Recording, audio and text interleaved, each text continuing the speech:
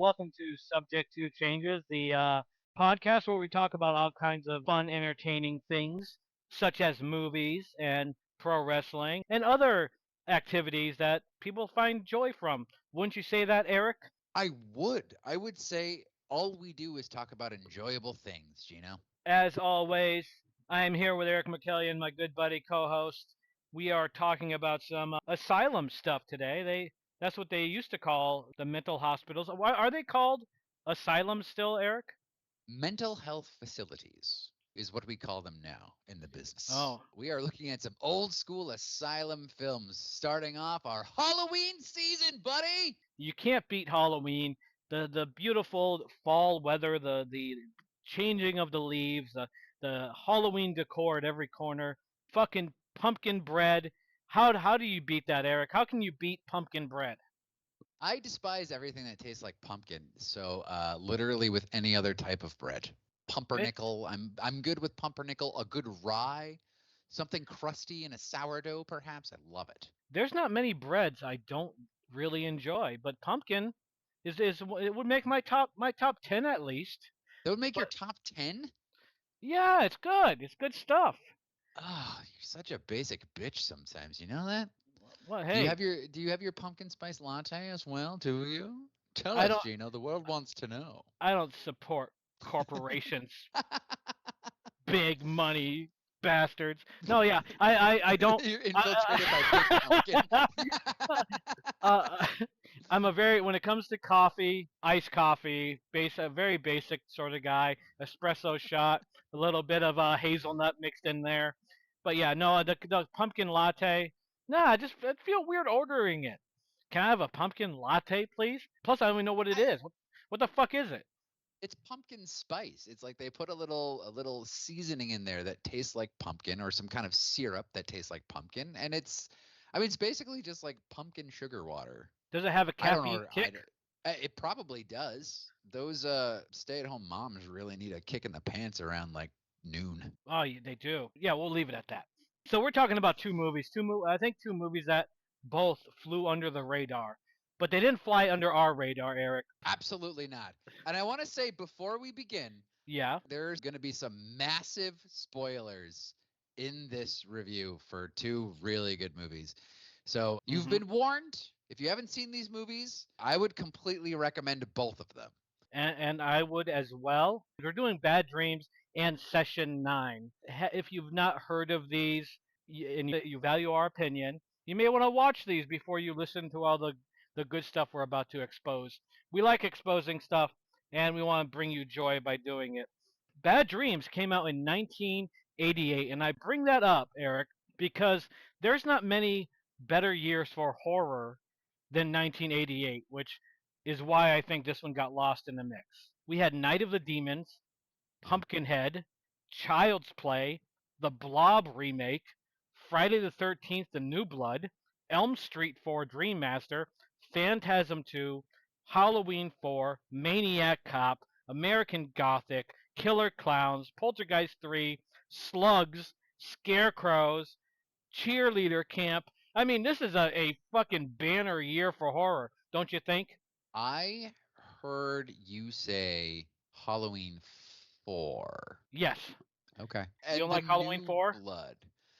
Maybe I need to reevaluate that one. But also Friday 7, also not my favorite one. So, Sure, I sure. mean, 1988, yeah, having heard all of those, 1980 is a very good year for horror. I take that back. I think it's a very good year. And any year where you can say, "Hey, Pumpkinhead is in that year," you know you won because Pumpkinhead is an awesome looking monster, one of the best of all time. Wouldn't you say so?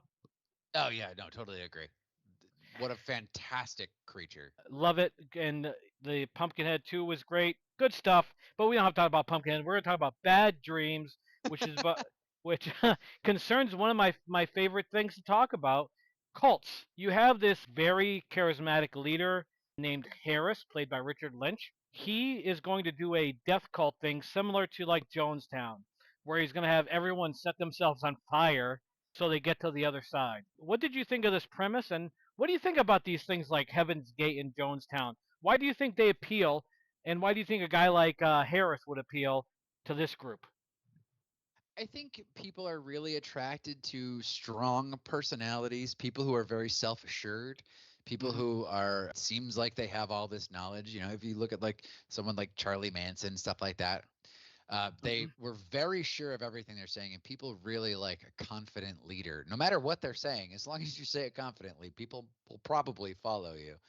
Yep. And I thought this was a really interesting opening because they start out by like sort of baptizing these people with what you assume is water, Yes. but you find out pretty soon that it is actually gasoline, and he sets all of them on fire. Although I don't remember them ever really giving a reason as to why they He were says, all killing themselves. well, he said like it's some sort of transitional thing. He did it like an interview with a TV person later in the film where he was like, death is just a stage, and once you get past it, there's greatness to it, something along those lines. So I think in his mind, he was sending this whole group to a better place, even though I can think of better ways to die than being burnt to death. Me too. I would throw old age into that category. Going peacefully in my sleep might also be another one. I don't think I need to pour gasoline and then light the whole fucking place on fire. But that's just me. That's just my taste, you know? Yeah, I'd rather fall down a flight of stairs head first. That would be okay. I mean, unless I end up, paralyzed or something. But if I died from going head first into a wall, I'd prefer that over burning. Burning seems like the worst way to go. Once I smell that gasoline, I'm gonna be like, you know what, guys? I'm gonna hit the head real quick before we get started, but feel free to start without me. Yeah, yeah, I would like to think that I'm much more strong-willed not to follow a guy that's going to ask me to kill myself. Although I do always find it interesting that that does in fact happen. These are not dummies that are following this guy. Like it's really crazy when you see like the careers that some of the people that in Jonestown and Heaven's Gate what they had going for them, and it's like, what? You subscribe to this? But they did, and they are gone now, sadly enough. I think intelligence in one area doesn't necessarily translate to all areas. Like you can be an amazing astrophysicist, you can be dumb as a post when it comes to like not being in a cult, you know? Yeah. So like Jonestown. Jonestown started out as like a really groovy hippie cult that was all about love, very similar to this one. It was all about pure love, complete integration with everybody, regardless Yep. of race, color, creed. And then it becomes perverted into this like completely psychotic things. Branch Yep. Davidians are another one. If you surrender your higher brain function and your Hmm. your higher reasoning to somebody else's will, this kind of shit's gonna happen. It is, and even like you brought up Charlie Manson. Charlie Manson was the wrong guy at the right time, the hippie love and all that stuff. But he took all these like impressionable younger people. The thing about Manson was when he spoke, he sounded very wise, unless you analyzed what he said. He'd be like, "I'm everywhere and I'm nowhere." That sounds cool, but what the fuck is he talking about? But if you're young and impressionable, he was easy to follow. And like you said, if you're sure of yourself and you're dealing with people that are completely unsure of themselves, you got a magic formula to do some dastardly things. Also throw in a shit ton of LSD. That probably didn't help anyone. Yeah. So yeah, they go through this whole thing and they wind up burning the entire house down. Richard Lynch, who plays Harris, is really fucking good in this movie. I was looking at his face and I was like, oh yeah, there's something up with it. Like I couldn't quite put my finger on it, and I'd seen him in like Invasion USA, Yes. but I realized he himself is actually a burn victim, and I didn't realize that until now. It's just like his face looks so odd. And kudos to him for not running away and hiding under his bed. He actually pushed forward and had a career, a good career, without being ashamed or embarrassed by it. It actually added to him, and to do a film like this where you're basically burnt to death, coming from something that was obviously very traumatic, that had to be Mhm. like empowering for him, I would think. I mean, he also showed up in like the 49er massacre and Halloween Rob Zombie. So Oh my dude God, had a career. he was in the. It was called Miners Massacre by some, also The Curse of the 49er. What a movie that is. Oh, I I know. totally forgot he was in that. He played the priest or something. He was actually the guy who ran the corner store and sold the maps to the mines. And what a movie, beautiful. But we're talking about bad dreams. So Cynthia is a young lady who is spared from death when the place blows up. She kind of gets blown into another room and covered with dirt and wood. But there are a bunch of dead people, 24 bodies, one survivor, Cynthia, and she's in a coma. And Cynthia looked familiar to me, and then I finally figured it out. Nightmare on Elm Street 3. The And she was Switchblade girl. the Switchblade Girl. Yeah, man, she was good in that. She's awesome in this. She wakes up, I think it's after 13 years, if I'm not mistaken, 13. Yep. and now she is put into a an asylum. She is paired up with this group of people that all have similar disorders. The group is led by Dr. Carmen. We get a few familiar faces, including Dean Cameron, who played Chainsaw in Summer School. He's a guy that I think they tried to make a big star of, but there was just something missing. Do you think Dean Cameron tried too hard in these roles? I don't think he tried too hard. I think he got pigeonholed as kind of goofy because he did movies like Ski School and Men Mm-hmm. at Work. You remember that, like, Emilio Estevez, Charlie Sheen movie? He plays Yep. the pizza guy, and Oh like yeah. he just kept getting comedies and comedies. I feel like this movie was meant to transition him out of the comedies, like from Summer School and all that, and into something a little more dramatic because he gets pretty intense in this movie. He does. I thought he was very good. I think he's a good actor. When I look at him, I see young Bill Murray. Not as good, but he has potential to star in shit. And I think that's what they had planned for him, but apparent something didn't click. You look at these guys. I always bring up Bill Paxton and Cuba Gooding Jr. of guys that had it all, but it just didn't click. Like something happened where they just couldn't bring that like that A list vehicle, or bring the mob of people in to see something that there's a lot of money behind. And it's baffling to me because Cuba and Bill Bill Paxton, Paxton. amazing forces, amazing presence, and they just never made it to the point where I think they could have. And same thing with this guy, Dean Cameron. I think there was plenty of room for him to grow and to become, if not an A-lister, a kind of like Adam Sandler sort of guy, or something like that, where he does comedies and headlines them, but he didn't. This was Good character actor work. Because I mean, he was the star of Ski School and Ski School 2. Yeah, he just never got that right set of roles. Like Cuba, also he got the Oscar, which that can be a curse when you're just coming up. Like I getting an agree. Oscar early can really like fucking grind your career to a halt. And then he wanted to Mhm. do comedies and then maybe try action movies. And it's just like he never got that like string of movies like Tom Cruise did. Outsiders, Risky Business, and then fucking Top Gun. He just Yep. never got that Top Gun movie. Or for Tom Hanks, Big. He never got that one role. You're right. And in Kuba's movies, with the exception of Daddy Date Camp, were all pretty good. Like the dramas he did, Men of Honor was good, and Mhm. Radio was good. Instinct with remember when he was in Instinct with Anthony Hopkins? Yes, yes. And what about Murder of Crows? Murder of Another Crow? a great movie, but he just didn't have it. Dean Cameron, I think forever is going to be Chainsaw, kind of like Stifler from American Pie. Put him in anything, he's Stifler. And maybe that's what we got here. We got Chainsaw no matter what, unfortunately. But Ralph is a good character, but when I see him, I say, "Hey, Chainsaw's back. Hi, Chainsaw." He starts out pretending to be the doctor when she comes in, and we quickly find out he's one of the patients.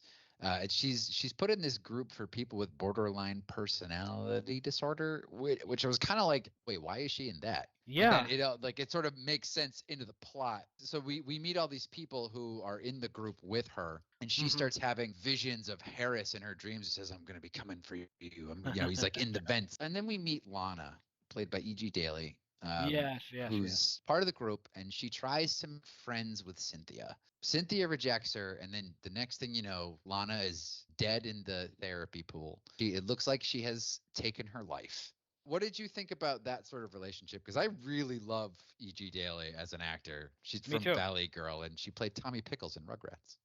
Yeah, well, she has mostly voiceover work because of her great voice. I loved her in this film. I thought she was awesome. I liked the fact that Cynthia is still trying to get her bearings. She really doesn't want to be friends with anybody because she's been No pun intended. She's been burnt before. She doesn't want to be friends with Chainsaw. Doesn't want to be friends with Lana. She wants to kind of like get her bearings. And so Lana apparently has been quiet, hasn't opened up to anyone. She saw Cynthia as a potential friend, finally opened up, and she gets shot down. So yeah, that was shitty. But I did like Gilda, the one girl in the group that believes Harris is coming back, and it makes sense at the end of the film, but I liked the addition and I liked how it came together. What did you think of Gilda kind of like buying into the whole Harris cult thing and the revelation at the end where it all makes sense? The reporter, right?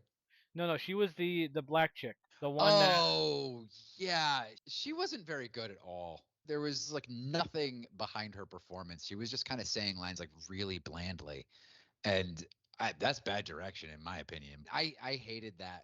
I didn't like her character at all. It didn't add anything to the plot for me. no, I liked. I thought her being detached was a good difference from everyone else being kind of over the top. I kind of liked her.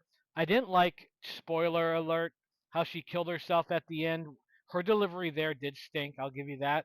But I thought overall her playing kind of detached and monotone kind of worked because you want some kind of variance between her and all the over the top crazy performances from Chainsaw and Connie and Ed and Miriam, because they're all loud. She wasn't. She was kind of like matter of fact. So, yeah, maybe you're right, Eric, but I kind of liked it. It's all about taste, my man. One by one, each member of the group, after they talk to Cynthia, winds up dying. There's a couple in there Yeah, there's Connie and that Ed. Connie and Ed, who I guess are together, and they sneak off and they end up being completely eviscerated when they go to try to have sex by a giant fan turbine. They Yep. just get shredded. That's really gross. Now, did you see how Blood much? starts spraying out of the vents and onto Jennifer Rubin. Poor Jennifer Rubin just spends so much time in mental health institutions. She does. She does. But did you see how many handfuls of ass that Connie got from Ed? I wonder if that was directed or if Connie just said, "This guy's got that big cake, and I'm gonna get a handful of it." Uh, what do you think? Wait, what was the question? Do you think that the character Ed, you can tell he Yeah. did squat thrusts because Yes. that cake was no accident. Now, No. my question is, do you think the actress Connie decided, hey, I'm acting, but this is a good opportunity to get some grab ass in, and just did it, or do you think the director said, hey, that's a lot of cake there. Get a couple handfuls. I want to get that videotape for the big screen. Maybe it was half and half. Maybe she's like, "Well, I'm only going to do the right hand," and then the director's like, "No, you should put your left hand in there too." And she's like, "Oh yeah, I got to grab that cake by the ass." And I have to say, uh, an ass being called cake. I'm not sure where it started, but I'm on board with it. I liked that. When did that start? Fairly recently, is because I always assume that's sort of like what Cake by the Ocean is, you know? Oh, yeah, maybe. I assume that's what it is. I would think Or so maybe because, it is literally Cake by the Ocean. I don't know. well, you have to figure with time, you have to come up with different words because you want to claim shit. There's pride in ownership. And if I said, hey, that's a nice ass, and they say, yeah, but that's a nice word you use, it's only a million years old. Now I can say, hey, I call it cake. It's my word. We're moving in the right direction when it comes to different words for body parts, in my opinion. I can't wait till you make noodle into something. Yeah, well, it Nope, apparently nope, nope. Never mind. Don't go. Don't make noodle into anything. All right, so we got the two handfuls of ass, as I wrote in my notes, and we have they do die in very gruesome ways. I feel bad for the maintenance guy, right? The maintenance guy, he hears the turbine is fucking up, so he opens the hatch and gets covered in blood and body parts. And apparently, Ed and Connie had a shit ton of blood in their systems because it's raining from every vent. Like there's probably 50,000 gallons of blood. I know what you're thinking right now, Eric. You're probably saying it was probably half of it was in that cake, and you might be right. But it was raining cake blood on everyone. It's driving Cynthia crazy, and then we have Miriam, who also has a terrible death. What did you think of Miriam as a character, and what did you think of her death? She's the reporter, right? She is. Okay. So yeah, I thought it was. They're still trying to keep the mystery as to like what's going on with these people. So Miriam just like flies out of a window, of like a 6-story window, and smashes into the pavement. Yeah, it was pretty fucked up. So the mystery is still kind of intact at this point. It's like, what the hell is going on? You assume that it's Harris killing these people, and that's the way Cynthia's seeing it. She's seeing all these images of Harris, and he's like following the people around and things like that. Pretty good mystery going on here. I was very intrigued at this point. I was totally in. Me too. I love this film, and seeing Harris all burnt up, he looked very much like Cropsey from The Burning. The skin dripping from his body, and Mm. basically saying, "We're still together. I love you, and you're gonna be with me." Loved it, and the ending of this film, the twist ending, which we'll discuss, is one that I think not many would see coming watching this because coming off of movies like Nightmare on Elm Street and Friday the 13th, thinking this is a supernatural movie would make sense. That we have Hmm. another killer here named Harris that goes around and can kill people from the other side. But it's not Harris, it's Dr. Beresford who's got these crazy ideas to manipulate people. And I think it's to make money, I would assume. What do you think? Is Dr. Beresford in it strictly for the money to manipulate all this shit? Yeah, so we should say that the Dr. Beresford is the like hospital administrator who is basically running the entire wing. He's the one that put Cynthia in the group in the first place, and as all of these people are starting to in the group start killing themselves, therapist Carmen Mm-hmm. is going against Beresford, like trying to like help Cynthia, but he ends up going to the pharmacist and taking a pill from Charles Fleischer, who is Roger Rabbit. We find out that Dr. Beresford is giving them all these like really fucked up medications to make them hallucinate. That's a great twist. Dr. Carmen has a fantasy about running his boss over with his car and calls him a butt face, I guess. Oh, but he did have the great line. If you don't like how I drive, stay out of the parking lot. I I like that line. It is a very it's a unique scene. You don't see it very often where someone just has this idea of just killing their boss, and he does it with brutality. Runs him over and keeps ramming him against a brick wall. Very funny stuff. I did like that, but I also question Dr. Carmen's relationship with Cynthia or the one that he wants. I think even though he saves the day in this, he should be looked into because he's making moves on one of the patients, in my opinion. What do you think? Yeah, totally. Like he's like, I'm just gonna hang out in your room tonight and like lock the door and just. I'm like, no, you're not. No, you're not. That's definitely breaking some kind of barrier, man. Um, Yeah, it's never cool to hit on people in under your care, bro. Um, yeah. so at the end, like Cynthia is about to jump off of the building because she thinks that she's going to join Harris and her cult in heaven, I guess.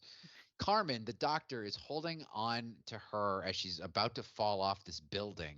And you Mhm. got Barrister yelling at him behind him. And I'm like, this is a really good metaphor for what it's like on sort of the front line of behavioral health, where you're trying to hang on to these people and you got the institution behind you, telling you to do something really fucking stupid. Yep. Then you're the doctor trying to hold on to this person. And it's like, no, give them this medication, do this and do that. And not Mhm. that medication itself is bad or anything. Having worked in the mental health field, that's kind of Yeah. what it feels like sometimes. You're Yeah. you're trying to hang on to this person who's like falling off a cliff, and you got your boss is behind you yelling at you to be like, "No, do something, do it different." And you're just like, Yep. "Fuck, man." I No, thought this was a really good metaphor for how it feels to sort of be a direct care professional. even though I'm not in that business, I definitely I concur. You do get the idea of hey, just keep them quiet, drug them up to the hilt, put them in the corner somewhere, and we'll deal with them later. I like the idea, hey, I'm trying to save this person. I'm gonna reach this person, break that cloud and get them to some normalcy where they're happy rather than drug them up, man. So I'm with you there. And there are bad guys like Dr. Beresford at every hospital, and you'll never convince me otherwise. But Dr. Carmen hanging on to her, I kind of got uncomfortable with that whole I love you, I'll be with you as he's holding her hand. he fell in love with her pretty fucking quick, don't you think? Yes, but also I like having been in crisis situations like that, you literally will say anything to get this person to be safe. You will say anything to get them off that ledge. Well, no, I think that it's really bad that he was like falling in love with his patient. When you're in a dire situation like that, you literally will say anything to get them safe. Yeah, I got you. Yeah, I agree with that. But he definitely had an inappropriate relationship with her. All of that being said. Yeah, he did. He really did. I mean, in the end, she was an adult. Granted, she had to make some progress in life, but who's better schooled to help her make progress than the doctor? And he might actually call himself Dr. Feelgood behind the scenes. Do you like that song, Dr. Feelgood? It's a good song. I don't want to think about it in terms of this guy and Cynthia. I just say if So I was a doctor, I'd call myself that behind the scenes. They call me see, Dr. that's why Feelgood. this is why they don't just hand out medical license to anybody, man. They do hand out honorary ones, like honorary doctrines, right? Honorary doctorates, not Doctorates. honorary, like Thank you. not honorary, like medical doctor certificates. Why not? So They should start. we have a Deus Ex Copina where the cops just randomly show up and are just like, what's going on here? Yep. Where the fuck did you guys come from? Well, it wasn't really Uh, random though, because as Carmen was running through the hospital, he was banned from the hospital. So the nurses are like, "What the hell are you doing here?" And he's running, screaming. So I think they called because they had orders to call should he show up. I'm I sure they think. did, but like they were just on the roof and like this whole scene was playing out and they just like show up at like the last minute. I'm like, this is fucking like like took me out of it. Really Hmm. good ending though. So Yes. he winds up saving him. Cynthia pushes Dr. Beresford off the roof. They had a great fall Oh my. when he goes off the roof Yes. and Yes. lands on a car. You know what? In my opinion, it was missing something. Can you guess what it was missing? Wah, nah, wah, wah, nah, wah, wah. It was one of two things. Or both. One, him screaming no on the way down, which I love, or him being set on fire and thrown off the building. That would have been awesome too. I'll live with what they did. It was still great, but considering we're all talking about fire, wouldn't it be cool if like somehow he got set on fire and was thrown off the building? That might have been a little too far. I always like when someone falls off a building, when the person who pushes them goes, "Can you fly?" Yeah, yeah, I like that too. Untouchables, Tremors, like, come on, throw in a "Can you fly" when someone goes off a building. I'm a happy camper. Well, in Excessive Force with Lance Henriksen, when he gets karate kicked off the roof, he screams "No!" as he falls off the roof, and that's an awesome death. Of course, you got Hans Gruber in Die Hard. It's good stuff. Stoic, takes his fate like a man, you know. It just He does. He does. He had doesn't say a bravado. word on his way down. Stiff upper lip, my British friend. He was But awesome. the movie ends on "Sweet Child of Mine," and then I realized like this movie's got a great soundtrack. It did. It did. Although I didn't like the cut of My Way. You The don't like? Was that Johnny Rotten? Yeah, I thought that stunk. No, and I also, for the record, Frank Sinatra sucks too. I Fucking agree. Yeah, that. he's Um. really boring to listen to. Oh, I like crooners. Crooners suck. Fuck you. Elvis was the only Damn. one that Okay. I hate. Crooners. Crooners are the worst thing that fucking ever hit our society, in my opinion. There's not one good crooner, and even the word Dean croon. Martin. Oh, Dean Martin can suck it with his wig. He wore a wig. Fuck What does him. that have to do with his singing? That has nothing to do with his singing. It does because he pretended it was real. I like Dean Martin.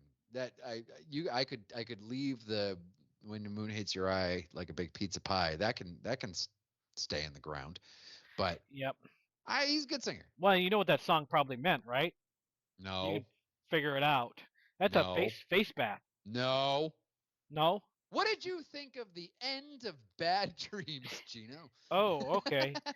Back to Bad Dreams. Okay, so Bad Dreams, as we said, good soundtrack for the most part.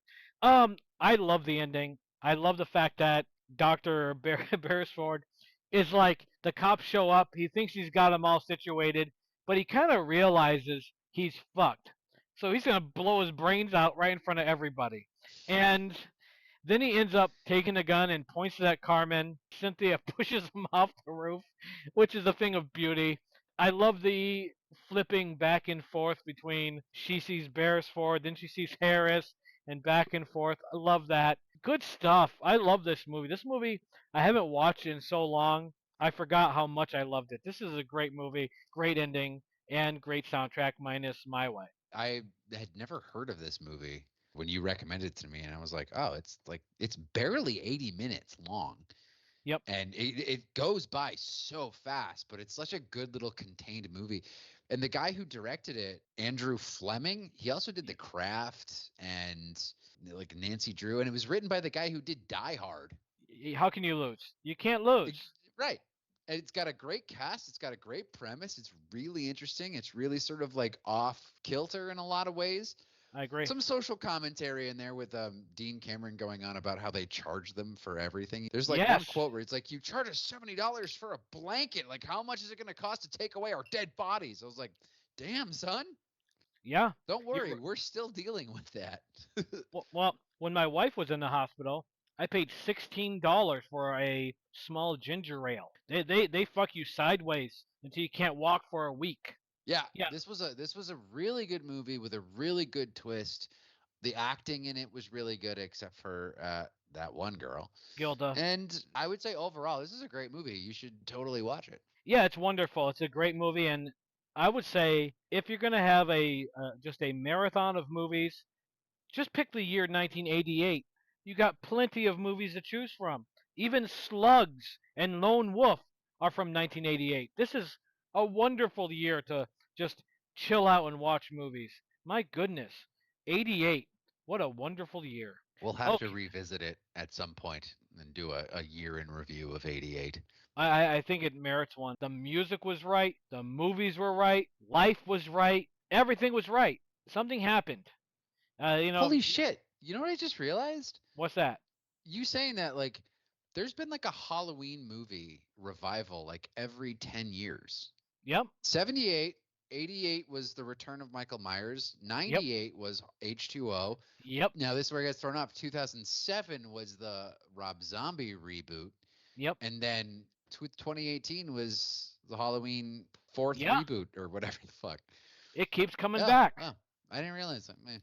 Before we get to session 9, every episode Eric gives us a 2-minute movie review. We don't hold him to 2 minutes, but he always brings something so wonderful to us, something new, something refreshing, something, as Arsenio Hall would say, make you go, hmm. Eric, what do you got?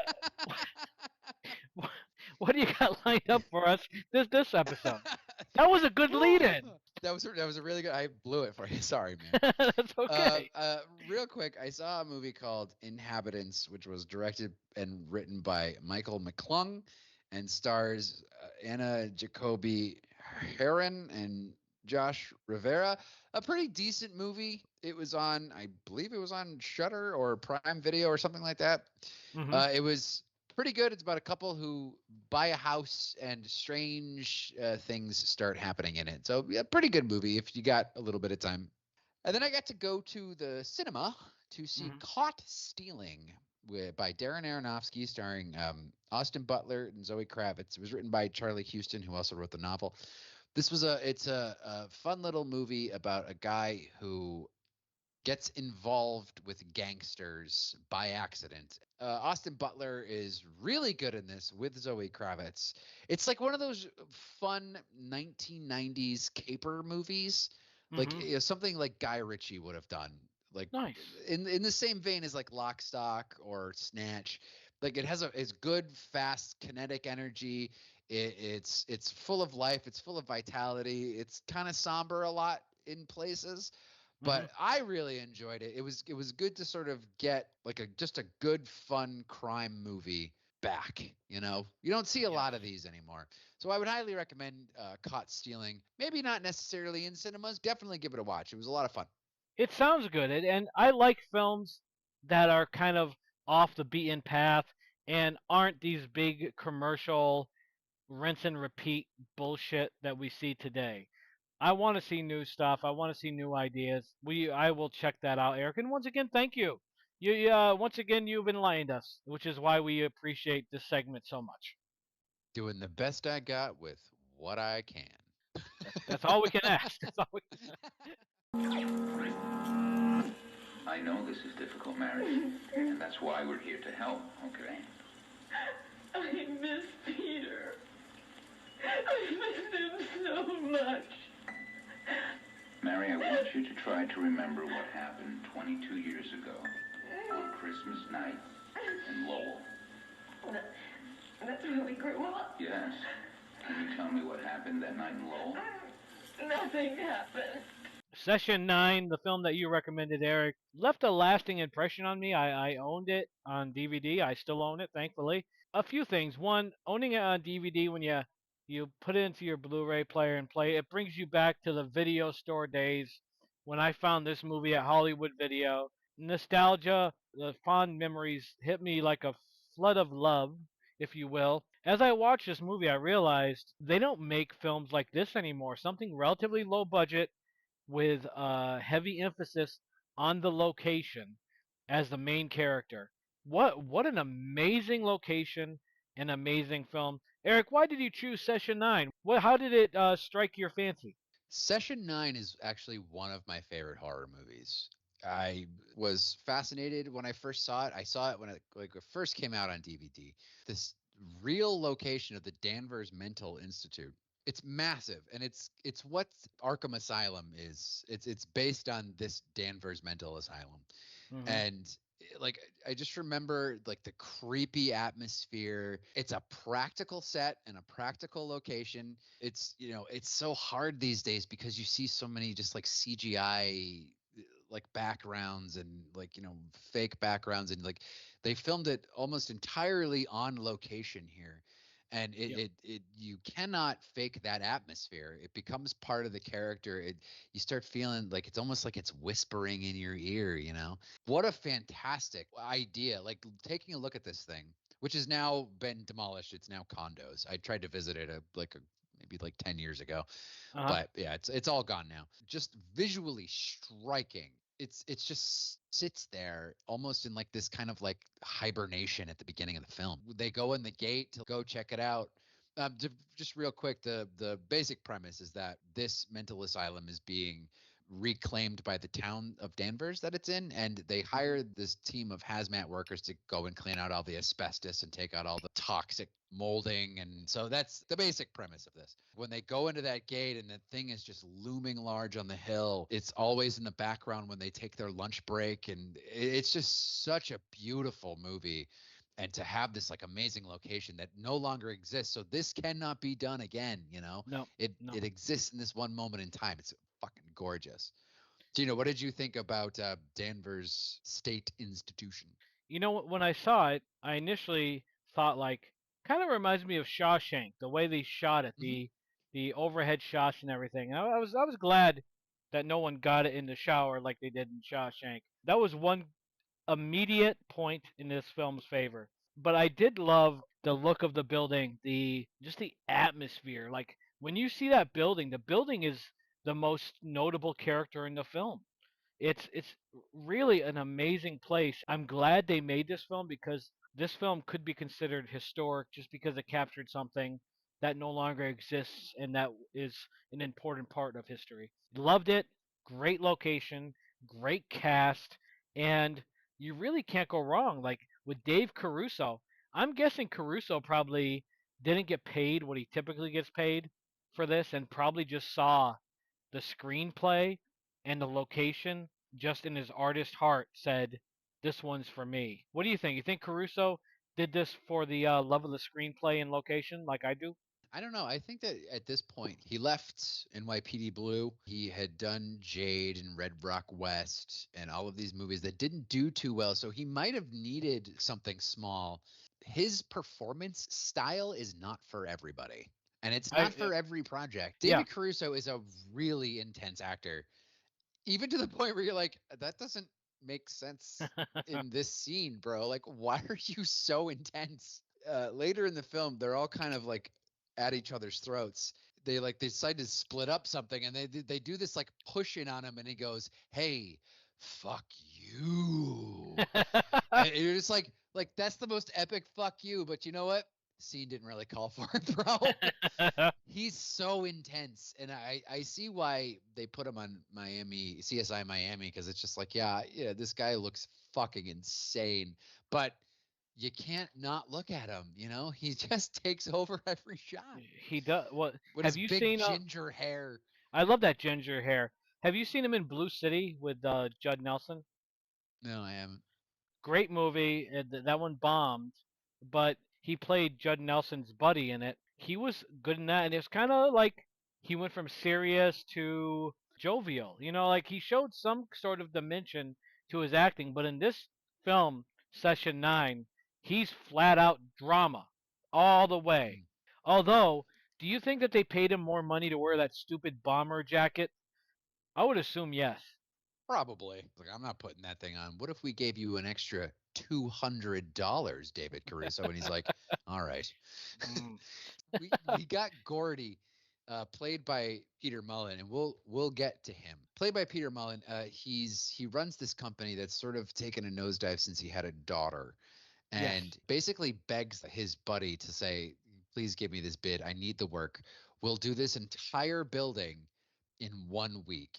Oh my And God. everyone Yes. else is just like, dude, it's 3 weeks minimum. And he goes, nope, I'll Yep. do it in 1 week. So he gets the bid and the pressure is on. That's going to be a motif throughout the entire movie, is that the pressure is really coming down on Gordon.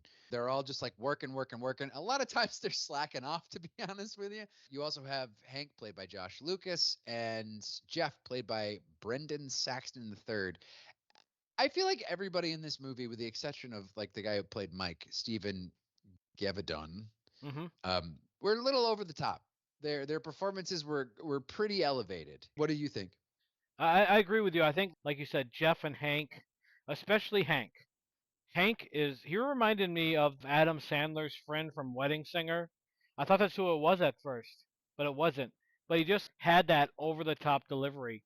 The guy who played Mike is really good. Like he plays Yes. this very realistically. And when he tells that story about the girl who got molested and the satanic stuff, Mhm. it's so compelling, and it adds to the whole story and how it's working.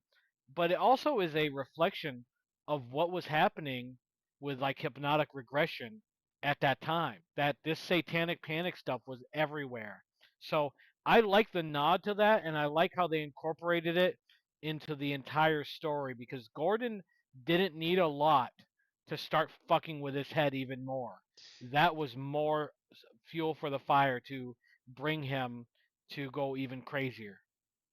Yeah, and Mike, uh, he wants to get out of this. He wants to become a lawyer eventually, Mm. and he finds these session tapes Oh in yeah. an old locker. He starts sort of listening to them, like when he's supposed to be working. So much Hmm. happens when people are supposed to be working. Yes. And Mike starts listening to these tapes, and they tell the story of Mary Hobbs, and she has what they used to call multiple personality disorder. I think it's under dissociative identity disorder now. She has these personalities that come through on the tapes. She did something. They don't explain for a little while what happens, why Mary was in the asylum in the first place. But as he's listening to these tapes more and more, as these tapes are sort of overplayed with the other guys like working and on their lunch break, you start to see parallels with what's going on. Well, Hank winds up finding some money in a wall. He goes back at night, gets the money out of the wall, Yep. and winds up getting attacked. And he doesn't show up for work the next day, and everybody's freaking out. What did you think of this scene? Because this scene was really good when he goes back for the thing, and it's just completely dark and it's That. so moody. We should say that this movie takes place predominantly during the day, Yep. which Yep. is in and of itself a really good choice. What did you I, think about that?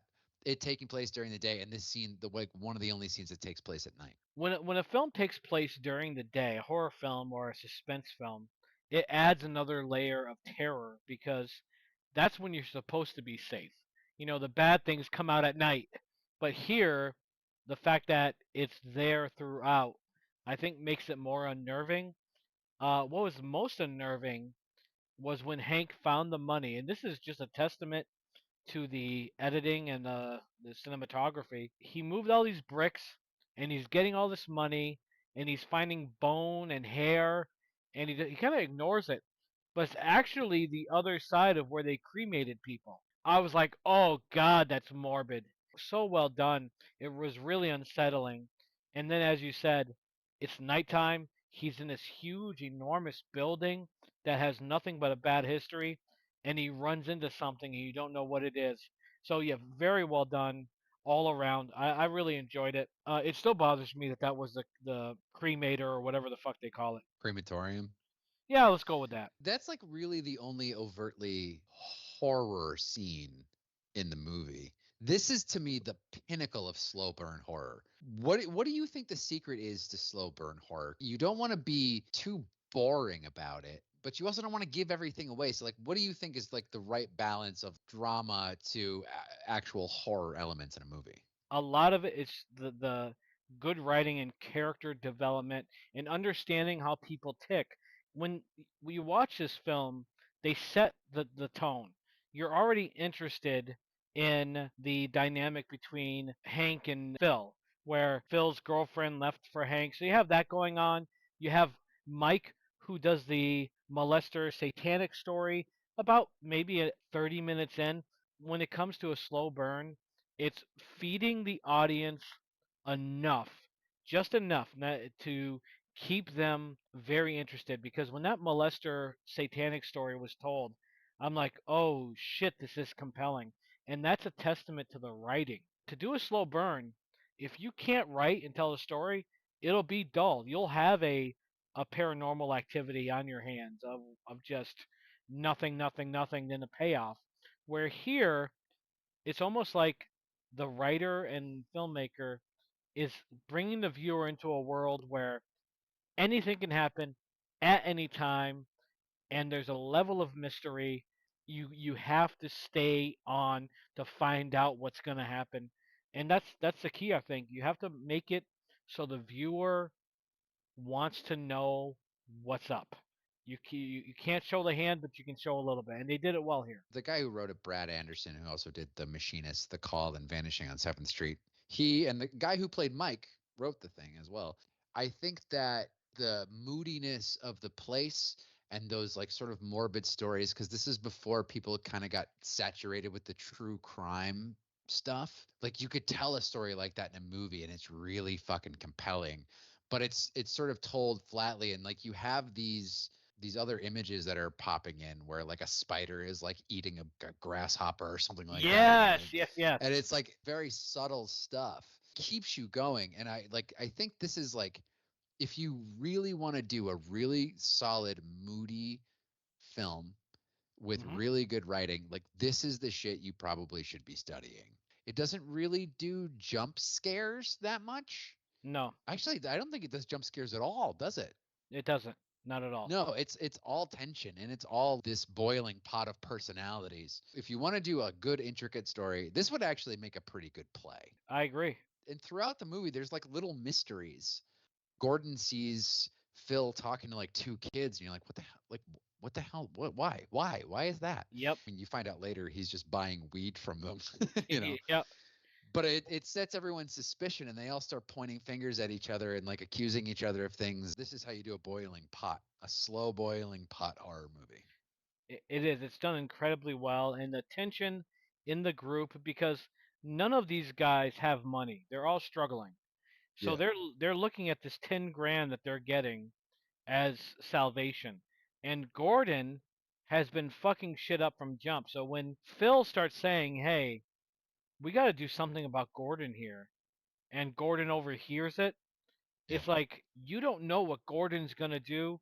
You don't know if Phil's doing something nefarious. There's a lot of stuff here that's really very mysterious and keeps you glued to the screen of what is going on, and you still assume that this building is responsible, kind of like The Shining, where Yeah. there's something there, and everyone knows about the mistreatment of mentally ill people in the 50s and 60s, and obviously before that. and what these buildings represent.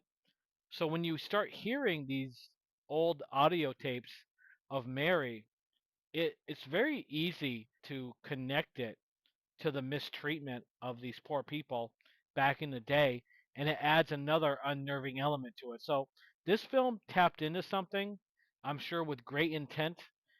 That worked very well. At least it worked well for me because I've seen those videos of those fucking people abused, and I'm like, as human beings, how could we do that? And when you associate it with that building in Session 9 and what Mike is listening to, it adds more to Mm. it. It really got to me when I started hearing those tapes. This is just like that shit I was watching, and I'm sure I'm not alone. They slowly reveal plot points. Like Gordon has hit Wendy, and he's staying at a hotel because Yep. he wanted to celebrate something, and he winds up getting upset and smacking her, but just from all this pressure he's been under. And when he tells Phil that, Phil is just like, oh my, it's like that buddy, like old Hmm. neighborhood buddy. You're just like, you fucking hit your wife, dude. Yeah, Like, man. what the hell? He does, Yeah. but he kind of no sells it, and he's just like, okay, it's cool. But then he tells Mike that's what sets Gordon off. We find out that Hank is still in the building, and everybody Yes. assumes that he left, and they find him there, and he's like running around, and they're like chasing him. When they're chasing Hank through the building, this is like one of the most tense scenes in any movie I've ever seen. They're kind of like playing it from all these different angles. Like the Mike has been listening to the session tapes. The power goes out because the Oh, generator goes yes. out, Yes. and like it's right when they're about to talk to like the crazy personality on the tape, and Yep. you're just like, what the hell is going on? And then like the fucking power goes out, and it has one of the best shots in horror movies when Jeff. Jeff, who has nyctophobia, is like all the lights are going out and he's afraid Oh of the my dark. God. He Yes. starts sprinting down the hallway, and the lights are just going out behind him, and they're like following him down the hallway. I was like, that's one of the best shots I've ever seen in my life. Dude, I Um, love that. I love that. That was such a good and shot.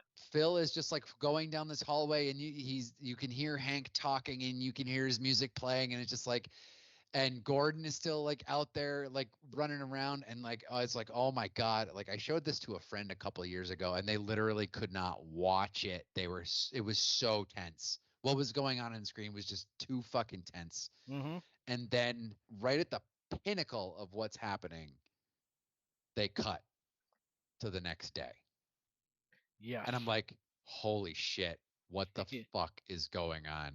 And it's just Gordon in Ugh. his truck, had fallen asleep, and Phil calls him on the radio. Is like, we found the one responsible. And you're like, what the hell is going on? Yeah.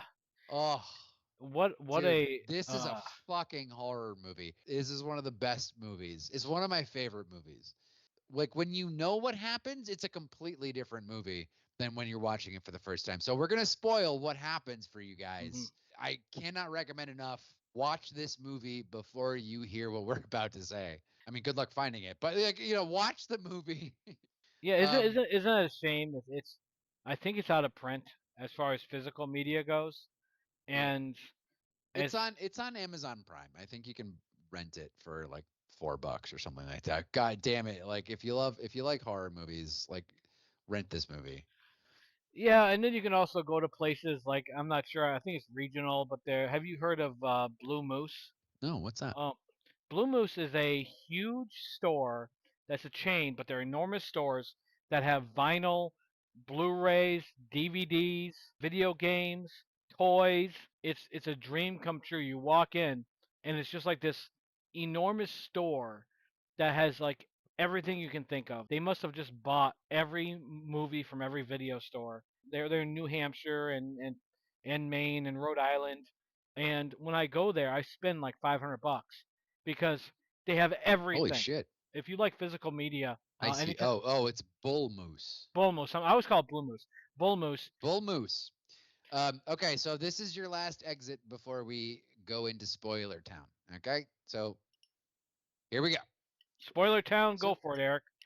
Gordon goes in on Friday and sees that Hank has been lobotomized. They talk about this whole thing before about, A lobotomy, you just insert a pipette into someone's eye and destroy their prefrontal cortex or whatever.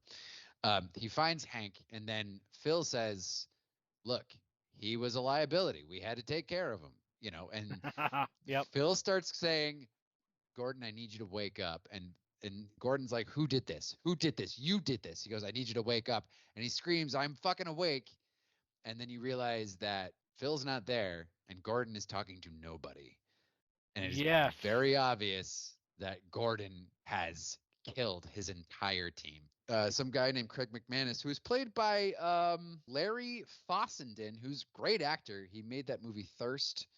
He was in You're Next, and a big fan of, big familiar of Ty West.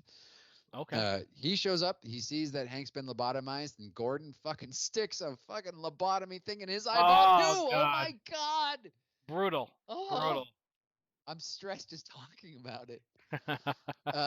The only thing that takes me out of this movie, there's only like two things that kind of take me out of this movie. There's like a musical cue when you realize that Gordon has gone insane, and it's like almost like circus music. I hated that too. I fucking hated that.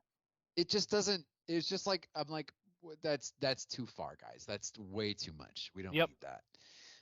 That's the only thing that I'm like, god damn it. And some of Phil's David Caruso's acting throughout the rest of it. Yeah, I mean, tone it down a bit. So that we see that Gordon he's killed Phil, he's killed Mike, he's killed Jeff. And not only did Gordon hit his wife, he also killed her, he killed his dog, and he killed his baby.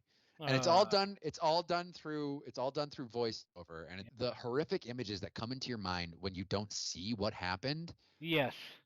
Especially in context of this, which is like a more realistic thing than, say, Friday the 13th or A Nightmare on Elm Street, is your mind does crazy things to the images that you are associating with these sounds. I'm so disturbed by this ending. You hear the whole thing play out, and you see that Gordon has been trying to call his wife all week. When he got her on the phone, he would, say, Wendy, I want to come home. Please, I miss you. I'm so sorry. And you realize that his cell phone has been broken, and he's still trying to call her. And so he's been talking to nobody. And he's talking to nobody in a broken cell phone. And I'm like, that is fucking brilliant. It was. You finally hear the voice of the killer from Mary Hobbs's tape of Simon, who says that Mary, when she was a kid, killed her brother and killed her entire family. And you're just like, it's obviously the parallels to that story where Hank is her brother and her parents are Mike. All the personalities kind of correspond with people on the team. And just like, what a fucking amazingly wrapped up story. Brilliantly told. The one great line when the doctor's like talking to the killer personality, he says, where do you live in somebody, Simon? He goes, I live in the weak and the wounded. Roll credits. Holy shit. Like, what a fucking, oh my God. Yeah, I tell you, and I'm with you. I have a hard time when kids are killed or hurt, and I think most people do. So it's a good thing to do if you're making a movie to hit you. Like when I saw the baby being held by the wife, and then hearing the sounds of what is the baby being killed, I'm like, motherfucker. I'm like, this fucking asshole. I think back to, like, have you seen Funny Games? I've seen both of them, yeah. All right. I've only seen the American one, but when they shot the son, who's like 12, that sat with me because I did not expect it at all. Typically, kids are off limits. And when a film says, fuck you, I'm going to do it, it really hits hard. They did a good job in this film of showing the baby, showing the loving wife, and how nice they were. And then this guy who's just broken and defeated and miserable, and he goes to this extreme of just snapping. Really well done, and they did a good job setting the tone in the beginning, where he's like, he needed this account, and he would do it in a week, even though it's impossible because he needed the money. So financial problems, problems at home. It's all just building up on this guy, and he snaps. Great And movie, great mystery. played brilliantly by Peter Mullen, who's a Scottish actor, I believe. He was in War Horse. He was in Children of Men. He's that guy in Braveheart he's like, we will run and we will live. You know, Oh, which sets up Braveheart for his whole speech. oh, and he didn't kill any babies in Braveheart, I don't believe. I mean, they didn't show him on screen that much, so I mean, that might have been what he was doing off screen. But yeah, if you're a horror fan, you have to watch this movie. It is so good. It's so well done. Peter Mullen gives an amazingly haunted performance that once you sort of know what happens, his performance is even better. He looks so lost and so completely overwhelmed and just like overworked. Brilliantly done. I agree. I love the movie. Had a great time watching. It's one of those movies you should watch in the dark. Just take it all in because it's very unsettling. And if you like being scared, it's a good movie to be scared by because your imagination will do most of the work. This film does a good job in saying, we think the viewer has a brain and an imagination and we're going to play with it. And they do a good job. So, yeah, great choice, Eric. Love the movie. So these are two recommendations, Bad Dreams and Session 9, that Eric and I have come up with for this Halloween season. We encourage you to check them out if you have or have not seen them. Bull Moose, if you're listening and you want to sponsor the show or slip me a check so I'll say more nice things, I'm there. Eric, any final thoughts on Session 9 and Bad Dreams? I wish everybody a happy Halloween season. We're going to have another episode before Halloween hits, but this is the beginning, my man. And hey, happy 1 year anniversary. How crazy is that? Happy 1 year anniversary. We appreciate everyone tuning in. We appreciate everyone watching the episodes. Apparently, you guys like the Jeepers Creepers a lot, so maybe we'll bring him back one day just for the traffic. But thank you, everyone. Shut the fuck up. We appreciate everyone checking in. We hope we bring some joy to your day, take you away from the crazy world, and give you something to laugh about and enjoy. I am fucking awake.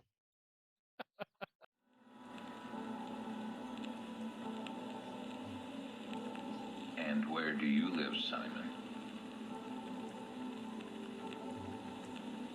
I live in the weak